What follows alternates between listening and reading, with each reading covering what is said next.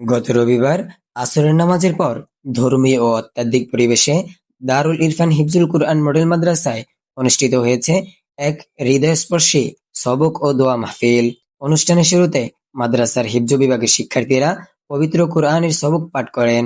শিক্ষার্থীদের মধুর কণ্ঠে কোরআন তেলাওয়াত উপস্থিত সবার হৃদয়কে আন্দোলিত করে এবং পুরো পরিবেশকে করে তোলে নূরময়।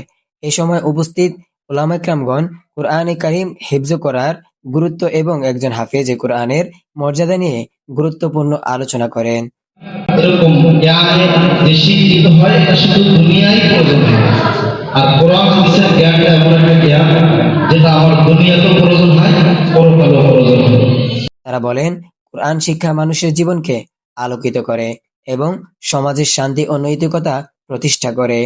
অনুষ্ঠানে মাদ্রাসার শিক্ষক, শিক্ষার্থী, অভিভাবক ও এলাকার গণ্যমান্য ব্যক্তিবর্গ উপস্থিত ছিলেন। আলোচনা শেষে দেশ ও জাতির কল্যাণ, মুসলিম উম্মাহর শান্তি এবং মাদ্রাসার উন্নতি কামনা করে বিশেষ দোয়া করা হয়। দোয়া পরিচালনা করেন উপস্থিত উলামায়ে কেরাম। উপস্থিত সবাই আন্তরিকভাবে আমিন বলেন এবং এক আবেগঘন পরিবেশের সৃষ্টি হয়। মাদ্রাসা কর্তৃপক্ষ আরো জানিয়েছেন, শিক্ষার্থীদের কোরআনের প্রতি আরো আগ্রহী করে তুলতে ভবিষ্যতেও নিয়মিত এই ধরনের সবক ও দোয়া মাহফিলের আয়োজন করা হবে।